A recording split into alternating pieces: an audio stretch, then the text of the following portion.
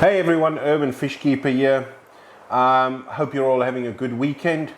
Firstly, I want to say happy Father's Day to all the fathers that are celebrating Father's Day today in Australia, and I think South Africa as well. Today is Father's Day, so happy Father's Day to all the dads out there. And I hope you're having an awesome day and going to have an awesome day and spending some time with your family and with the kids where you can possibly. Unfortunately, my eldest son is in New South Wales, and with everything happening around COVID and lockdowns, I'll have to see him over a video chat. But, have an awesome Father's Day. All right, so today's video, I was doing some maintenance earlier this morning, and I thought, let's have a chat about sponge filters. Now, to me, sponge filters are probably the most underrated filter out there. They're probably the cheapest filters you can get, and yet I think they're probably some of the most effective filters available. So everything that's run in my room is run on sponge filters. I mean, you guys would have seen me do the build on the new rack unit. That's all sponge filters. Even the breeding tanks behind me, those have got Matten filters, but effectively it's sponge with water being pulled through the sponge, the same as what these guys do.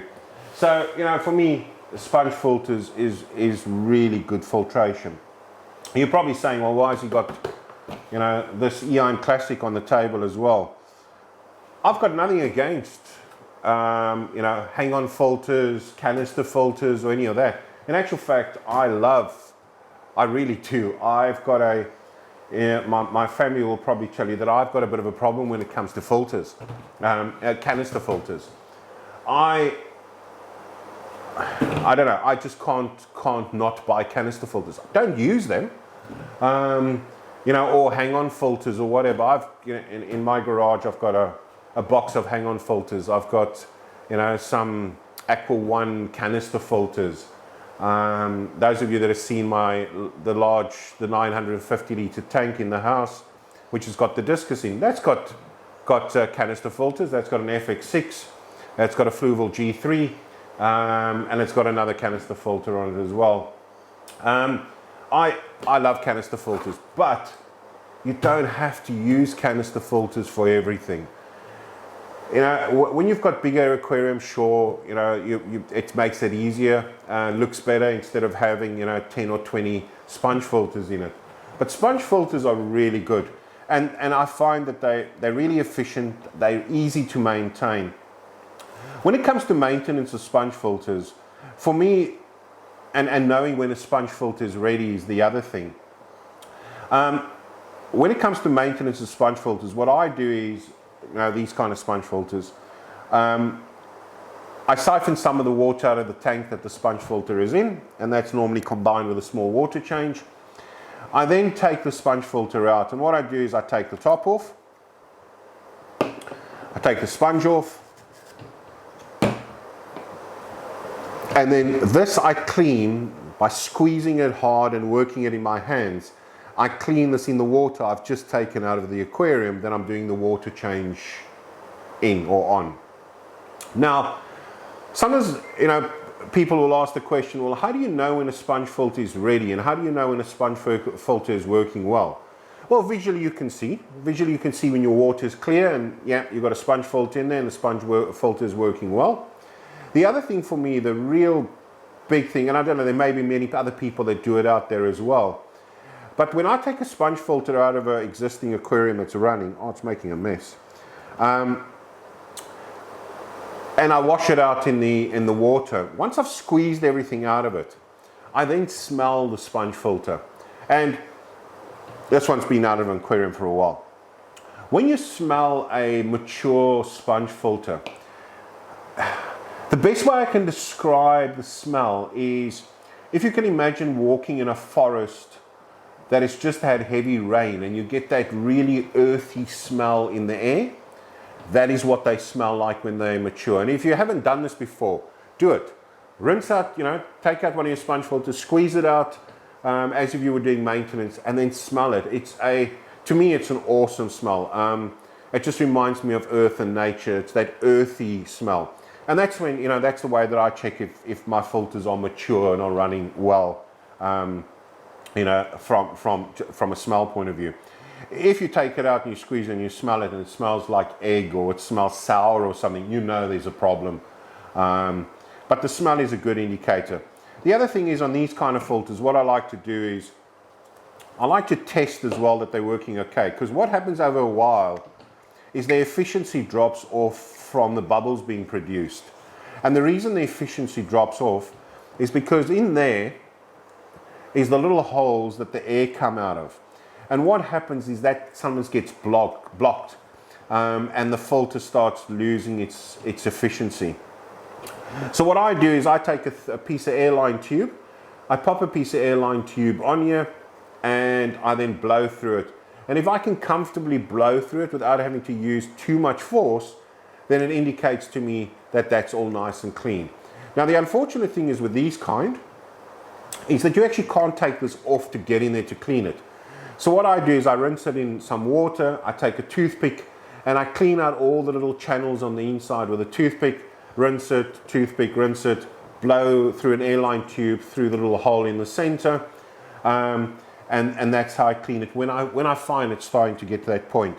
I do the same with this little section. I connect the airline tube to this one, blow through it, just to make sure it's not blocked in any way. And that doesn't have to be done every time you squeeze this out or give this sponge a bit of a clean in existing filter water. But that's something that you need to do every now and then. I normally do it when I see that the bubbles coming out of the top have reduced, and even although I'm turning the tap up, the air supply tap up more, if it doesn't make a significant increase to the bubbling, then I know that it's clearly getting blocked. Now sponge filters, you get various types. This is the common one that I use. You get them in different sizes. You would have seen for my rack unit, I use the tiny ones, and they're really tiny. And most of these will give you an indication on the box as to, you know, how many liters they effectively can filter. Now these tiny ones, this is really tiny. I mean, this can do, you know, 8-liter aquariums. So, and I'm only using it on a 4-liter. So, and what I try and do is, if a sponge filter can fit in the aquarium, I go for the biggest one that doesn't look out of proportion or doesn't throw out the whole aquarium. I try and go for the biggest sponge filter I can. So I make sure that I have a couple of these prepped and ready to go. And I just leave them in one of my aquariums just constantly and then pull out as I need.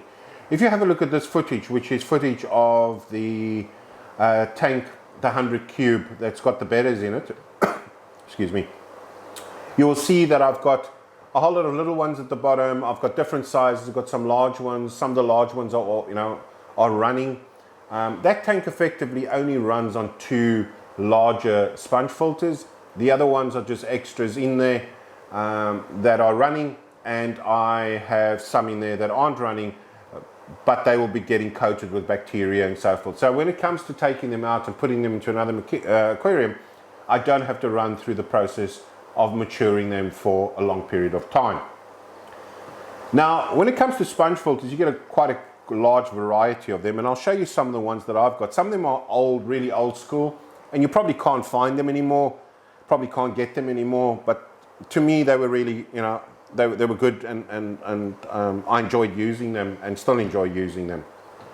The other thing with sponge filters, now I might pick up some flack for saying this, but I have used sponge filters successfully on marine aquariums. I have kept clowns in a marine tank, low bio load, couple of rocks, small anemone, a pair of clown, just 2 clownfish, and all that tank was run on sponge filters. That's it. Just one of the large sponge filters matured.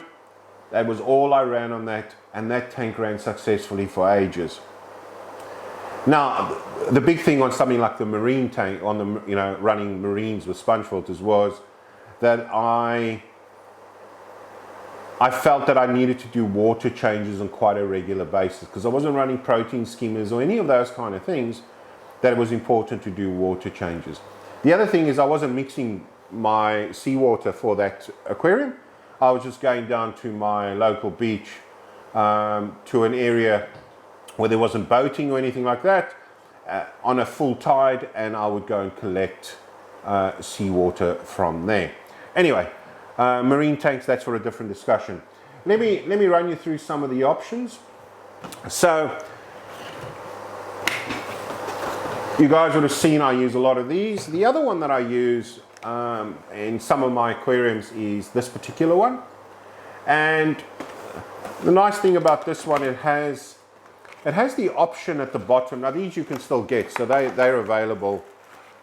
They're a reasonably new type of, they've been out for a while, but I suppose they're quite new from a sponge filter type concept. Except when I show you some of the older stuff, you'll see that some of their concepts have been around for a while. And the principle of these is they've got two uplifts. You can get it with a single as well. And then they've got this little opening at the bottom. And that opening, you then put in media. Now, these are little bio balls, and they've got a high surface area, so therefore it can carry a lot more bacteria. And that goes in each one of those. But you could put in there, you know, anything else you like. You could put in gravel there.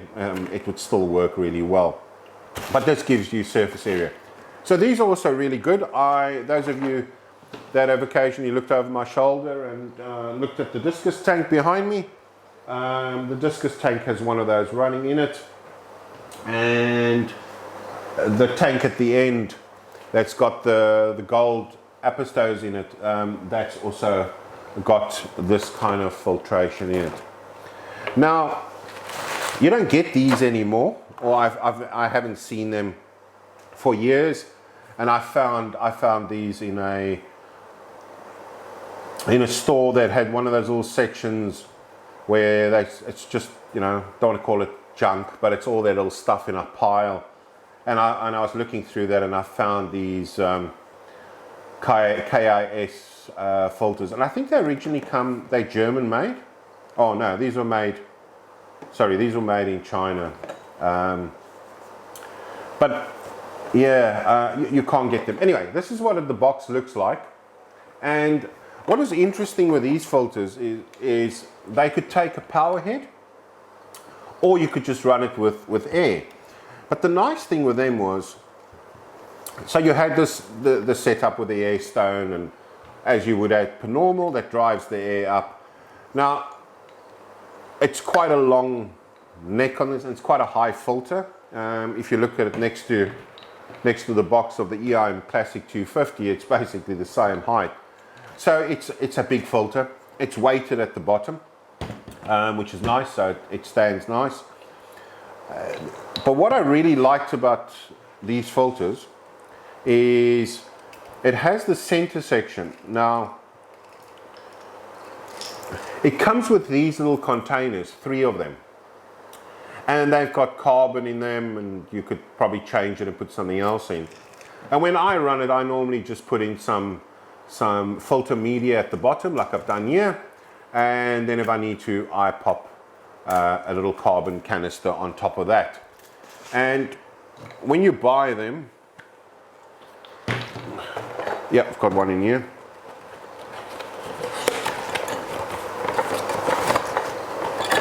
Let me just show you what it looks like. So, as you can see, it comes with 3 of these little containers, and you know, these have got carbon in them, but you could probably put something else in it, open it up and put something else. And these filters to me they're really nice because they add the versatility. But again, you know, it's sponge filters. So when it comes to sponge filters, there is a variety. Some of the older stuff you don't get anymore, and you can use it in just about any environment. The great thing as well about sponge filters is when you're trying to breed, you don't have to worry about fry being sucked into anything.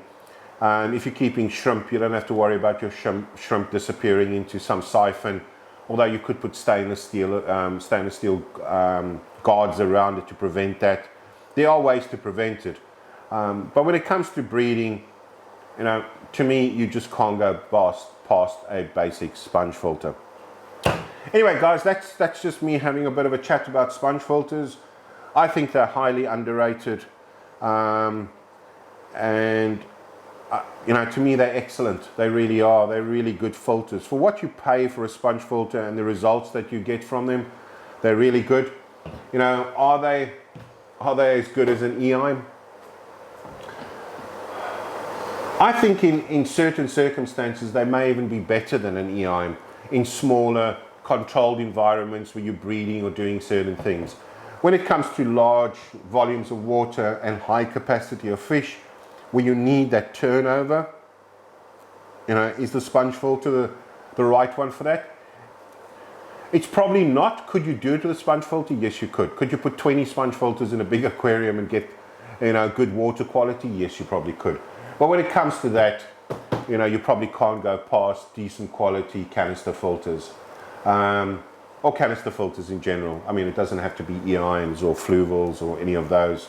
There's some really good brands of canister filters out there. When it comes to canisters, I do though have a soft spot for EIM filters, especially their electrical consumption and their efficiency, so I do like them. Anyway, guys, that's it about sponge filters. I'm going to go and enjoy the rest of my Father's Day. I hope you all have a fantastic weekend further. Have an awesome week ahead. We'll chat next weekend. Hopefully I can get down to one of the stores and go and get a couple of fish to start putting in the cubes and share some of that with you. Till then, stay safe, look after yourself. Urban Fish Keeper out.